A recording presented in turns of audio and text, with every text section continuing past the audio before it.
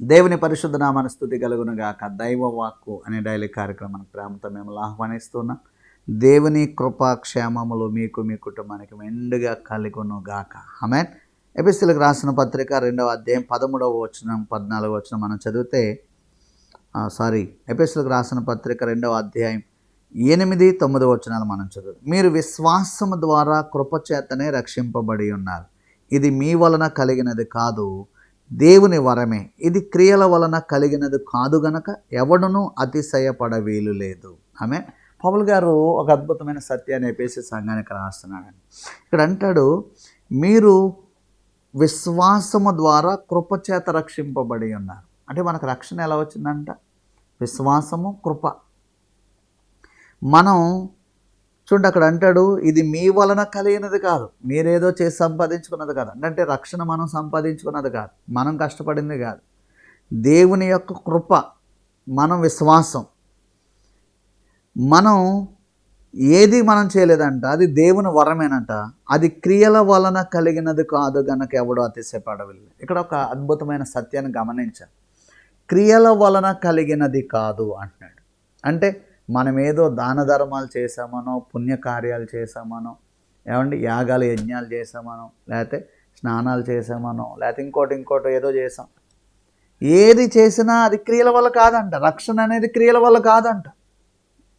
చాలామంది అంటారు, ఎంతో కష్టపడి సంపాదించుకున్నాను. నువ్వు కష్టపడితే వచ్చింది కాదు.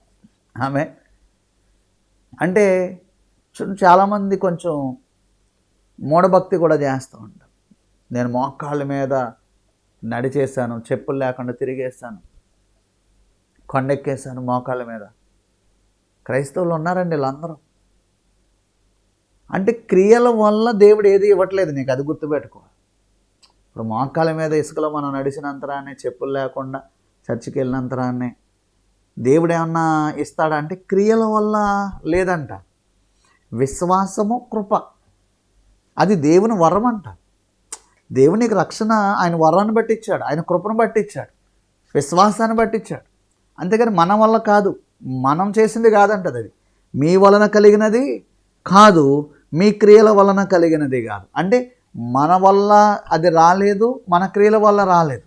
అంటే చాలామంది ఇలా అనుకుంటారు కదా, నేను చాలా మంచోడిని కాబట్టి దేవుడు నన్ను పరలోకం. నువ్వు మంచోడు అని కాదు, నీ క్రియల వల్ల కాదు. హల్లెలూయా. వాడు పాపి అని ఉండిపోడు అక్కడ, నువ్వు మంచోడు అని వెళ్ళిపోవు. ఇక్కడ దేవుని వరం, అది దేవుని కృప, అది.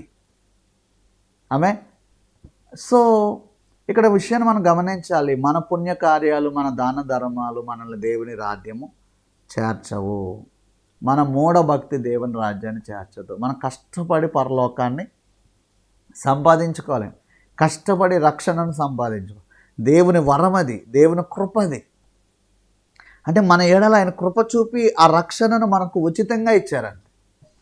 అంటే ఒక మాటలో చెప్పాలంటే మనం ఎంతో కష్టపడినా అది దొరకదు, అది ఎంతో ప్రయాసపడినా అది సంపాదించలేమని.